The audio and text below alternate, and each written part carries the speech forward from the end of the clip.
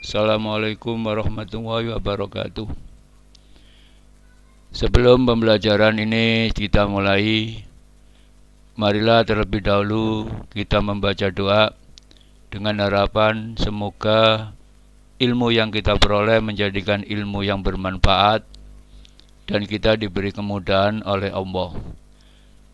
Al-Fatihah. A'udzubillahi minasyaitonirrajim. Bismillahirrahmanirrahim. Alhamdulillahirabbil alamin, arrahmanirrahim, maliki yaumiddin. Iyyaka na'budu wa iyyaka nasta'in. Ihdinas siratal mustaqim, siratal ladzina an'amta 'alaihim ghairil maghdubi 'alaihim waladdallin. Amin. Bagaimana kabar Anda hari ini? Alhamdulillah, luar biasa. Allahu Akbar. Yes, yes, yes. Pada hari ini kita akan membahas Quran Surat Al-Isra ayat 26, 27, 29, dan 20 dan 30. Ayat tentang pola hidup sederhana dan menyantuni du'afa. Bismillahirrahmanirrahim. Wa atidal qurba haqqahu wal miskina wabnas sabil wala tubadzir tabdira. Innal mubadzirina kanu ikhwana syayatin wa kana syaitanu lirabbih kafura. Wala taj'al yadaka malulatan ila unukika wala tabsudha kullal basti fataqudda maluman mahsura. Inna rabbaka yabsutur rizqa liman yasha'u wa yaqdir innahu kana bi ibadi khabiran basira. Sebelum kita bahas lebih lanjut ayat-ayat tentang pola hidup sederhana dan menyantuni du'afa dari Quran Surat Al-Isra ayat 26, 27, 29, dan 30. Tolong Anda amati dan Anda pahami apa yang tampil di layar ini. Silakan Anda amati dan silakan Anda pahami. Silakan.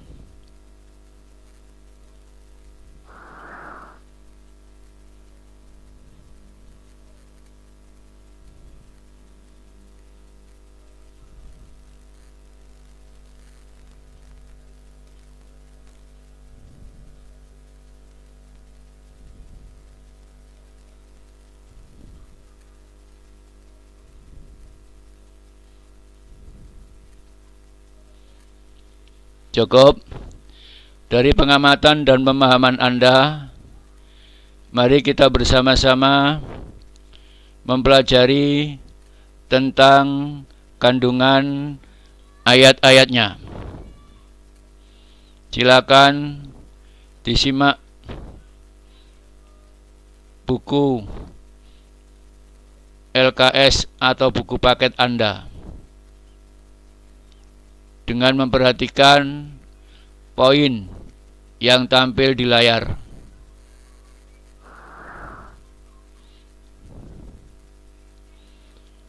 Wa atidal qurba haqqahu wal miskina wabnas sabil. Bantulah keluarga dekat, orang miskin, orang dalam perjalanan. Pada potongan ayat ini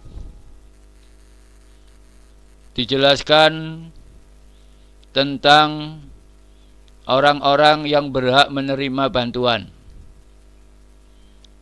Siapakah orang yang berhak mendapatkan bantuan? Siapakah orang yang patut untuk dibantu? Mengapa mereka ini patut untuk dibantu, patut untuk mendapatkan bantuan? Yang pertama adalah dzal qurba, keluarga dekat, yaitu orang yang ada hubungan ikatan kekeluargaan dengan kita. Family. Yang kedua al-miskin, orang miskin. Orang-orang yang memiliki suatu pekerjaan, dari pekerjaan yang dilakukan penghasilannya masih belum mencukupi untuk digunakan dalam memenuhi kebutuhan hidup sehari-hari. Yang ketiga Ibnu Sabil, orang dalam perjalanan, yaitu orang yang dalam perjalanan, di tengah perjalanan kehabisan bekal dan tujuan perjalanannya adalah untuk kebaikan, bukan untuk kemaksiatan. Mengapa mereka perlu dibantu? Karena mereka memiliki hak untuk mendapatkan bantuan. Lah, keluarga dekat yang perlu dibantu adalah keluarga dekat yang membutuhkan bantuan. Jadi kalau ada keluarga dekat tapi tidak membutuhkan bantuan, keluarga dekat yang kaya raya, mereka tidak berhak untuk mendapatkan bantuan. Yang berhak untuk mendapat bantuan adalah keluarga dekat yang membutuhkan bantuan. Berarti 3 golongan yang berhak untuk mendapatkan bantuan: 1 keluarga dekat, 2 orang miskin, 3 Ibnu Sabil.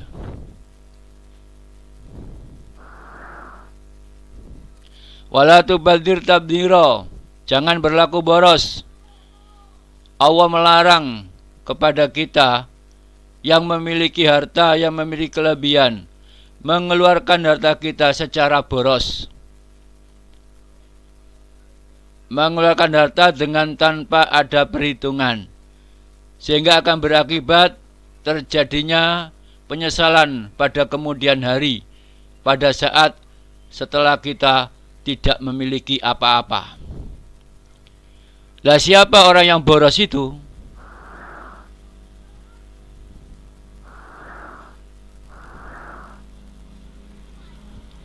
Satu, membelanjakan harta tanpa perhitungan. 2, membelanjakan harta kepada orang yang tidak berhak.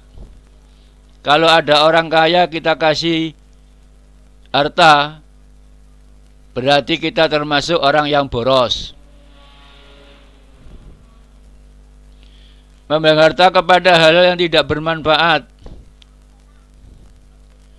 Kalau di rumah kita sudah ada kulkas, sudah cukup untuk memenuhi kebutuhan hidup kita, kemudian kita beli kulkas lagi, kemudian kulkas yang kita beli tidak ada gunanya sama sekali, maka itu termasuk kita membelanjakan harta kepada hal yang tidak bermanfaat. Itu termasuk orang yang boros.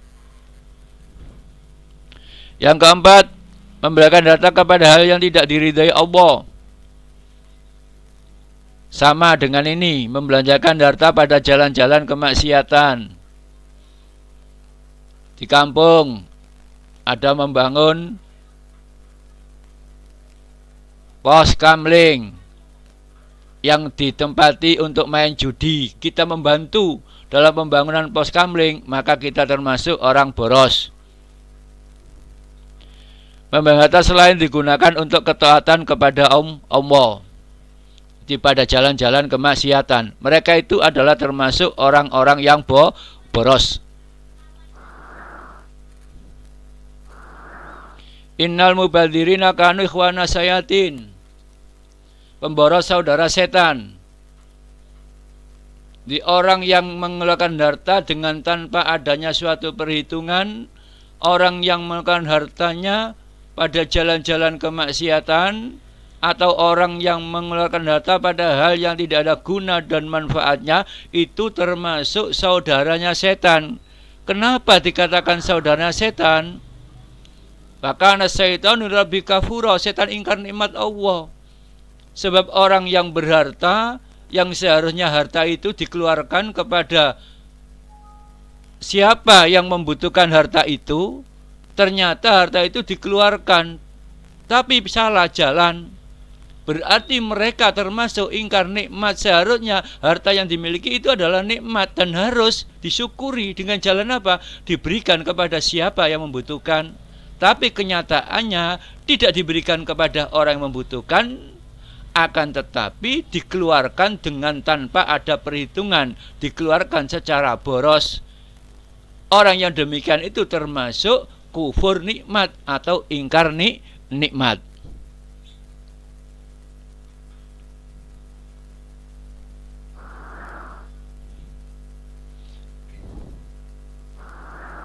Kesimpulan, kewajiban memberikan harta kepada keluarga dekat, orang miskin, dan orang dalam perjalanan, yaitu 3 golongan tadi yang wajib untuk dibantu.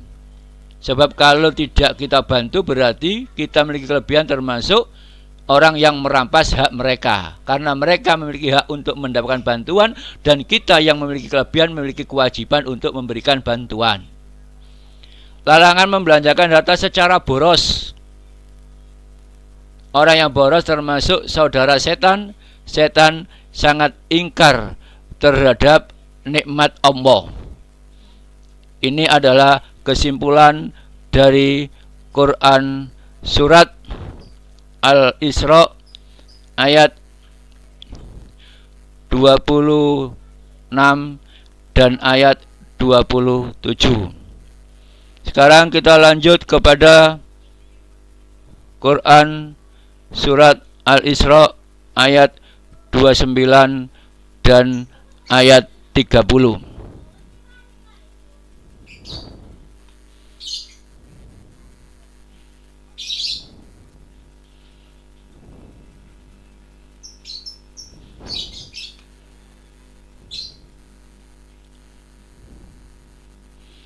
Bismillahirrahmanirrahim. Wala taj'al yadaka mahlulatan ila unukika wala tabsutha kullal basti fataq'uda maluman mahsura. Inna rabbaka yabsutur rizqa liman yasha'u wa yaqdir. Innahu kana bi ibadi khabiran basira.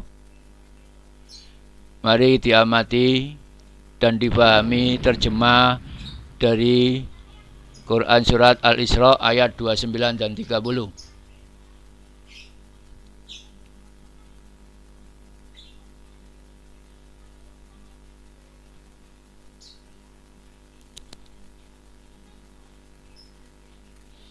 Sudah cukup. Sekarang dari hasil pengamatan dan pemahaman Anda, tolong Anda cocokkan dengan poin yang tampil di layar.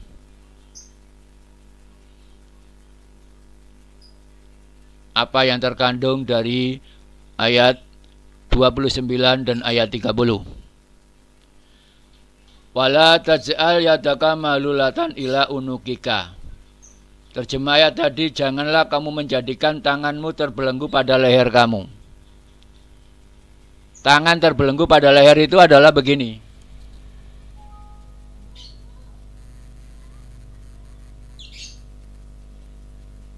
Ini tangan terbelenggu pada leher. Lah kalau tangan itu sudah begini, nggak mau lepas, enak karena sudah terasa enak, nyaman. Lah inilah gambaran diberikan oleh Allah kepada orang yang kikir atau orang yang bakhil dengan tangan yang terbelenggu pada leher. Artinya apa? Berharta enggan untuk dikeluarkan. Berharta enggan untuk dikeluarkan. Jadi perumpamaan yang diberikan oleh Allah kepada orang yang berharta tidak mau mengeluarkan hartanya alias kikir atau bakhil adalah dengan tangan yang terbelenggu pada leher. Tangan yang sulit untuk dilepaskan, artinya berharta enggan untuk mengeluarkan hartanya. Itu dilarang oleh Allah.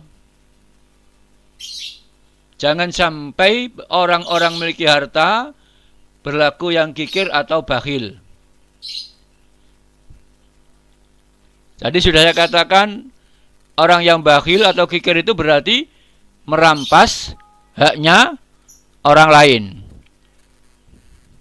Siapa yang memiliki hak? Orang-orang yang tidak mampu. Orang-orang yang tidak mampu.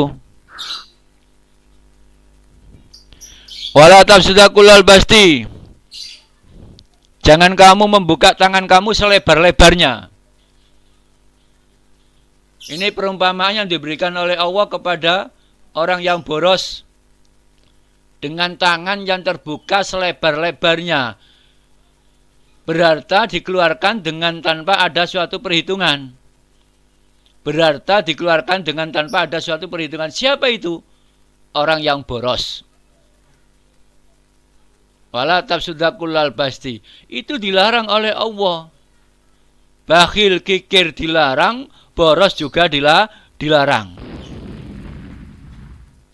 Batak udah malu memasuro. Akibat yang akan dialami orang yang bakhil dan orang yang boros akan tercela dan menyesal. Apa penyesalan? Dan apa yang menjadikan kehidupan mereka itu tercela?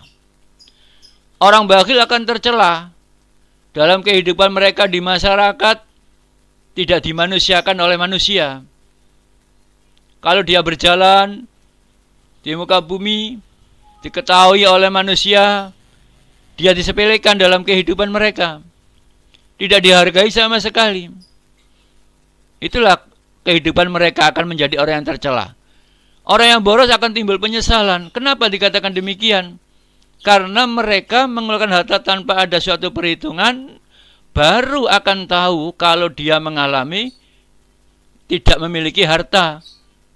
Maka timbul adanya penyesalan. Lapo sabene duwe-duwe kok tak entek-entekno. Lah umpama duit wingi iku sing akeh tak simpen, lak saiki sik iso duwe duit. Mengapa dulu saya punya harta saya keluarkan dengan tanpa ada suatu perhitungan? Lah umpama dulu pada saat saya punya harta saya simpan saja. Sekarang dalam keadaan demikian pasti masih memiliki harta. Itulah penyesalan yang akan dialami orang yang boros. Inna rabbaka bisaturika lima yasa wa yakdir. Ketentuan Allah lah yang menentukan rezeki manusia. Yang menentukan rezeki manusia itu adalah Allah, bukan manusia. Walaupun manusia berusaha bekerja semaksimal mungkin untuk mendapatkan kekayaan, kalau Allah belum menentukan untuk mendapatkan kekayaan, tidak akan turun kekayaan itu kepada manusia.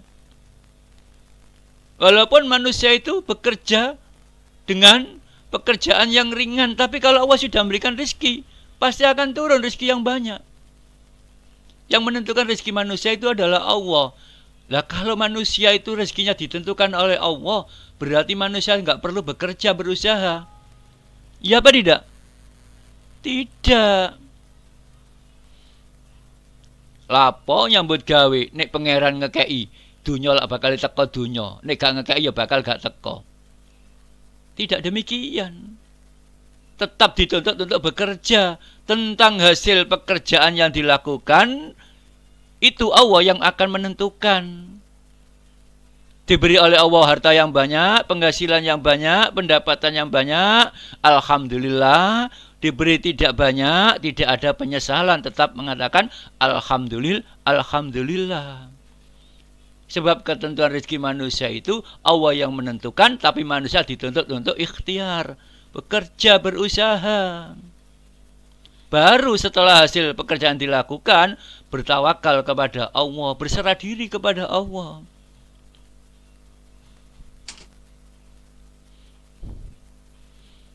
Innahu kana bi ibadi khabiran basira. Allah Maha mengetahui dan melihat apa yang dilakukan oleh manusia. Mengetahui melihat apa yang dilakukan oleh manusia itu? Ya apa yang dimiliki oleh manusia, di harta yang dimiliki oleh manusia itu. Orang itu berharta, digunakan untuk apa harta itu? Apakah digunakan untuk kebaikan ataukah tidak? Itu dilihat dan diketahui oleh Allah.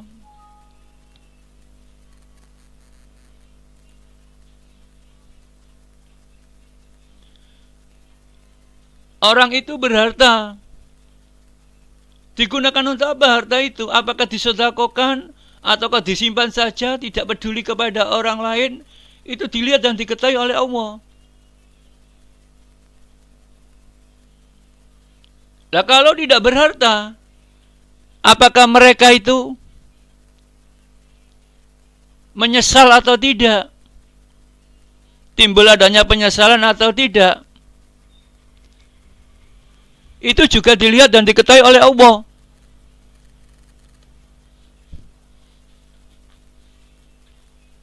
Orang itu berharta, digunakan untuk apa? Kebaikan atau tidak, dilihat diketahui oleh Allah. Orang itu tidak berharta, apakah timbul penyesalan atau tidak, itu diketahui oleh Allah. Itulah penjelasan Quran Surat Al-Isra ayat 26, 27, 29, dan 30. Kesimpulan. 1. Allah melarang manusia bakhil. 2. Allah melarang manusia boros. 3. Allah menganjurkan manusia hidup sederhana. 4. Orang yang bakhil dan boros akan tercela dan menyesal. 5. Allah yang menentukan rezeki manusia. 6. Allah mengetahui dan melihat perbuatan manusia. Demikian yang dapat saya jelaskan. Barangkali ada hal yang kurang paham, bisa bertanya kepada saya melalui WA 085 1000 56712. Demikian cukup pelajaran hari ini. Semoga ilmu kita bermanfaat. Mari kita akhiri dengan ucapan Alhamdulillahirabbil alamin. Assalamualaikum warahmatullahi wabarakatuh.